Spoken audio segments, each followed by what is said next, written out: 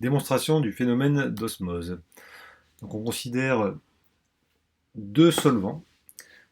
On a un solvant ici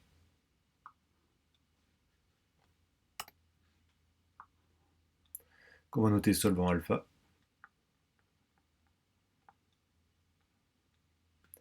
Et un solvant ici qu'on va noter le solvant bêta, constitué d'un soluté.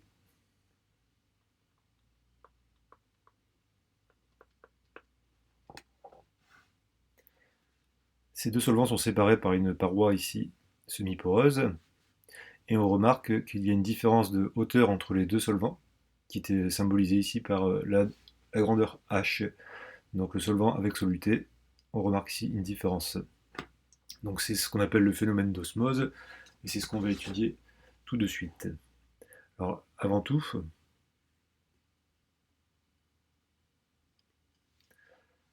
ce qu'on peut faire, c'est mettre en évidence la relation fondamentale de l'hydrostatique. Donc on va la marquer ici. Hop.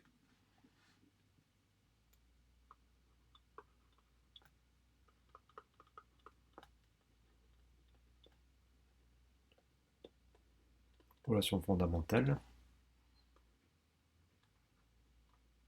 de l'hydrostatique.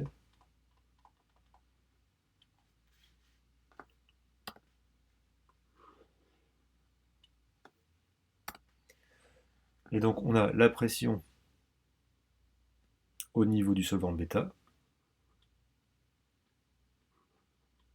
moins la pression au niveau du solvant alpha, est égale à la masse volumique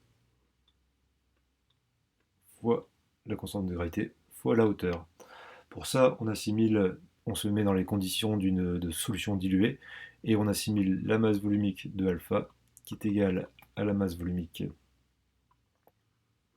de bêta, qu'on note du coup masse volumique. Et donc,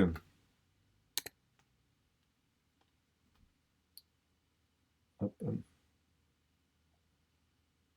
voilà, on va avoir ici la relation entre les différentes pressions qui est reliée par la hauteur de liquide déplacé qu'on voit ici. Alors on va commencer par les aspects thermodynamiques, et pour ensuite s'intéresser à la mesure de cette pression osmotique.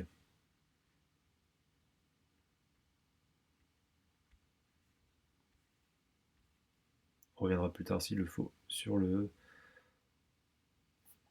schéma.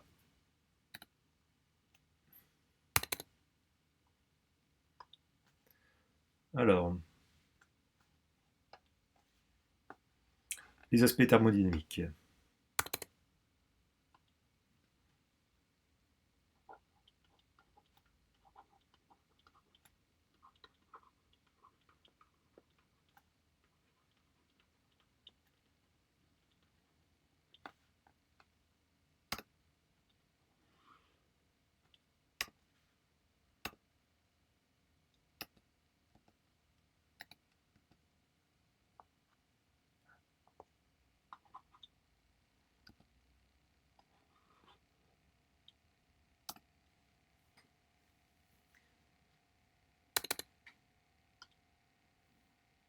Voici.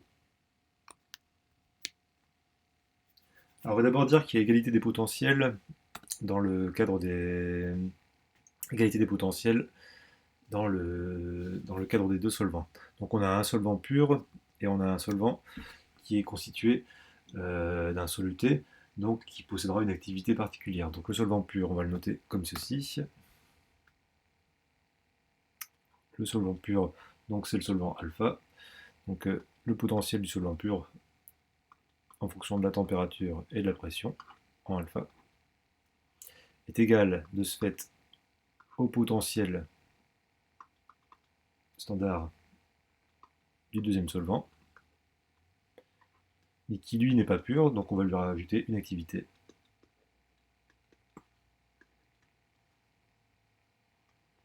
Qu'on va noter bêta. On va directement faire une simplification. On va dire que dans le cadre des solutions diluées, l'activité de bêta est égale au coefficient de dilution fois la fraction molaire de bêta. Et on va dire que le coefficient gamma tend vers 1. Donc on peut assimiler l'activité de bêta à la fraction molaire de bêta, en prenant bien garde au fait que ça, c'est la fraction molaire du solvant, et non pas du solvant, du soluté.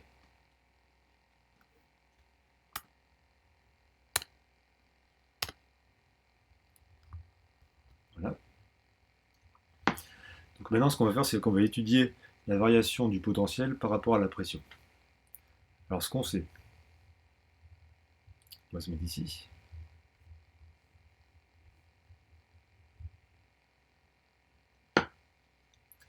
Donc on étudie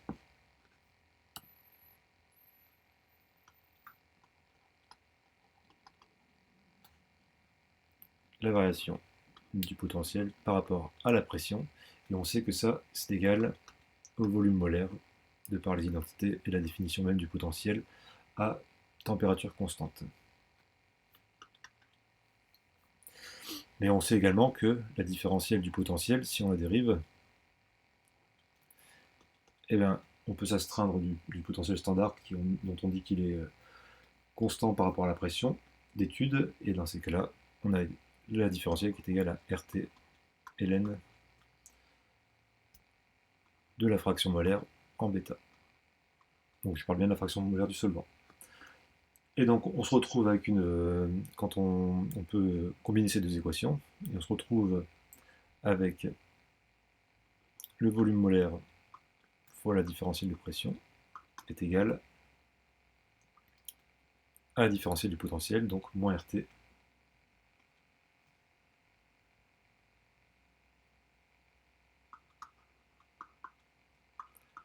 ln de la fraction molaire en bêta.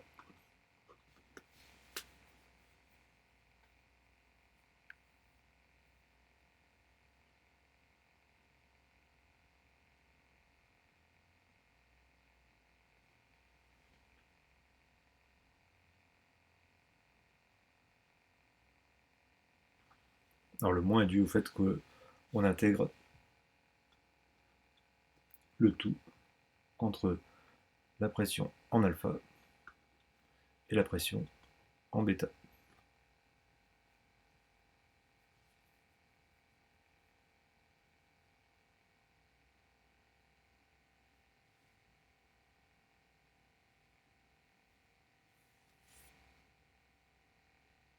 On prend son bien au fait qu'ici,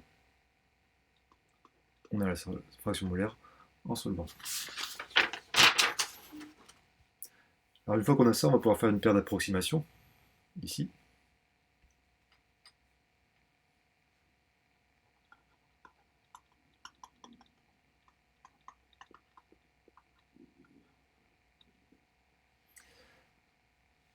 Donc on va dire que le volume molaire qui dépend de T et de P ne dépend ici que de T,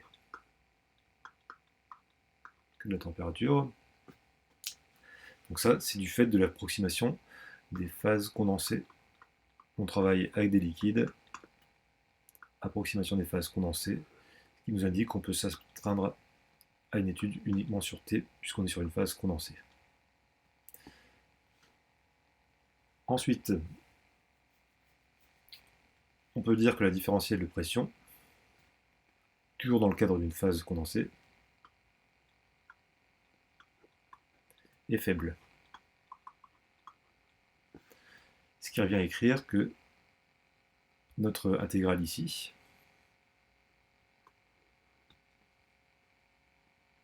peut s'écrire de la façon suivante. L'intégrale sur P alpha, P bêta du volume molaire, cette fois-ci uniquement fonction de T fois dP, est égal à environ le volume molaire fois la pression en bêta moins la pression en alpha.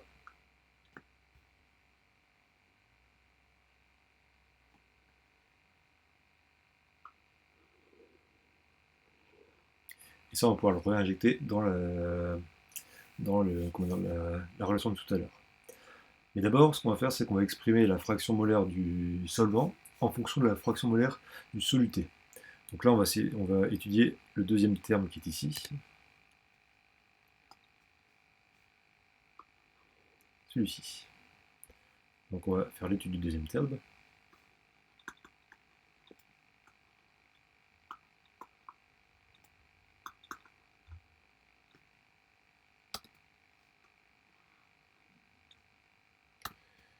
Que je vais renoter ici.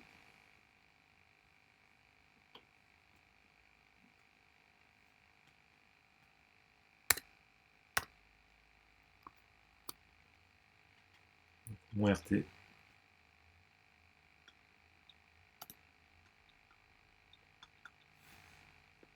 Ln de la fraction molaire en solvant.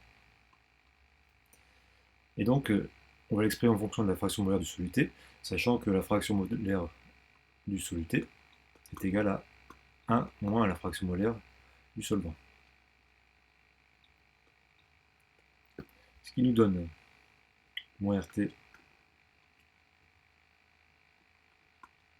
fois ln de 1 moins la fraction molaire du solvant. Et là, ce qu'on va faire, c'est qu'on va faire un développement limité. Développement limité de ln, donc on va noter en rouge. Un développement limité de ln de 1 moins x, pour les petites variations, est égal à environ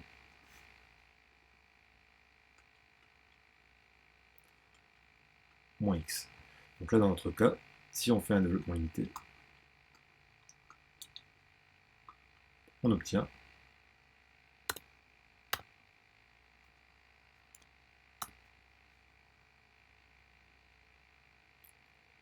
plus RT fois ln de la fraction molaire, cette fois-ci en soluté.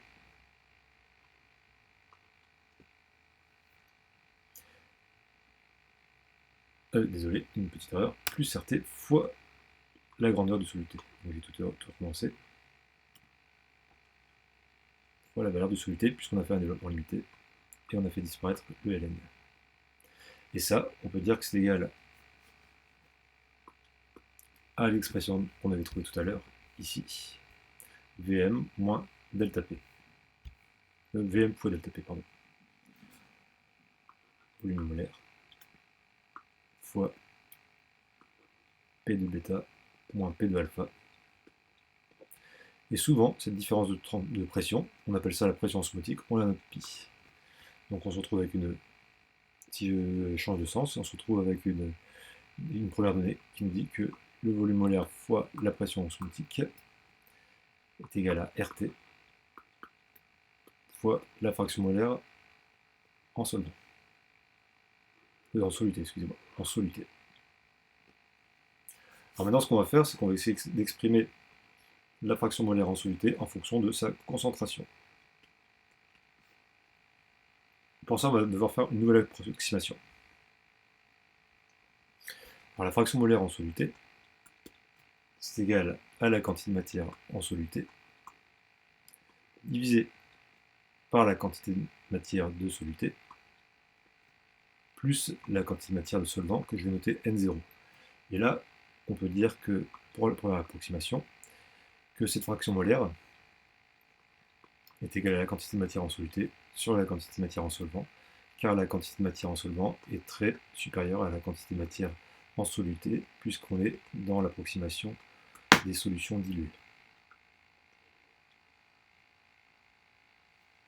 Donc voilà, on se retrouve avec une fraction molaire ici, comme ceci. On va essayer d'exprimer le volume molaire en fonction du volume d'étude de la solution. Et on sait que le volume molaire, en fonction de V, le volume molaire divisé par la quantité de matière en soluté, puisque c'est les solutés qui nous donnent le volume molaire de notre système, est égal au volume d'étude. Donc ce qu'on peut faire maintenant, c'est remplacer tout ça dans notre expression qui est ici. Alors on va remplacer ça ici.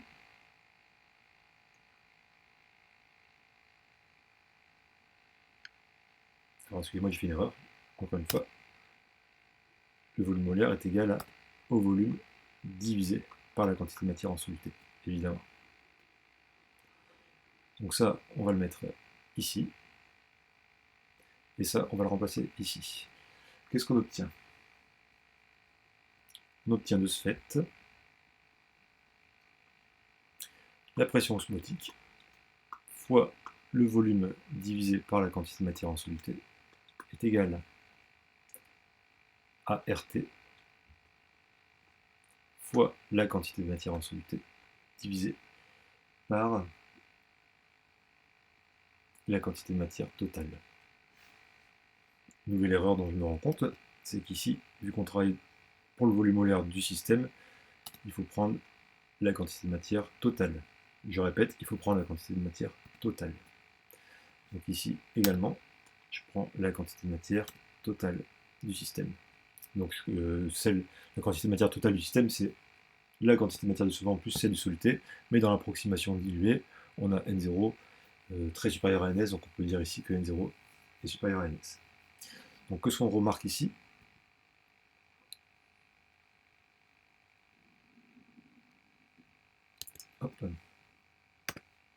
C'est qu'on a un volume ici, on a une quantité de matière ici, en soluté. On peut ici simplifier les grandeurs de quantité de matière du solvant. Et on se retrouve avec ici une nouveauté.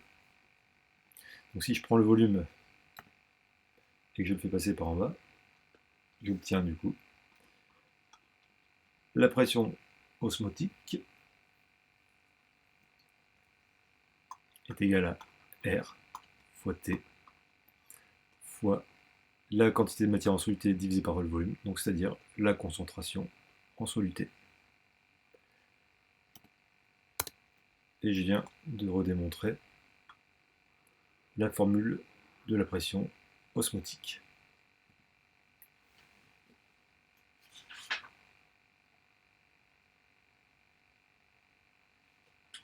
Alors on va faire attention, pour la dernière chose, aux unités, puisque ici,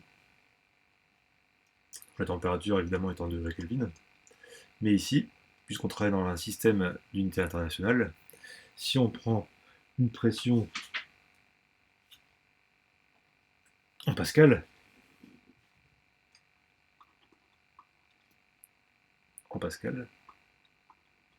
alors ici, on devra utiliser une concentration en mol par mètre cube. Et donc cette pression osmotique, comment peut-on la déterminer de façon pratique? Donc on va marquer les aspects pratiques.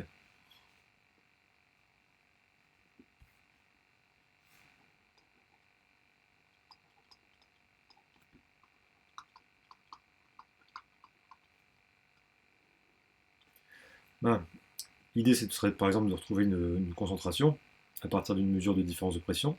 Comment peut-on retrouver la différence de pression? Donc c'est là qu'on va devoir aller chercher un peu ce qui s'est passé ici. Au tout début de notre démonstration, ici. Et on voit aussi que la différence de pression qu'on a notée pi est fonction de la hauteur et de la masse volumique du système qu'on a approximé. Donc en connaissant la différence de hauteur, on peut retrouver la différence de pression. Et ensuite, on peut de ce fait, grâce à la différence de pression, retomber sur la valeur de la pression osmotique qui est ici, et donc déterminer la concentration. Merci.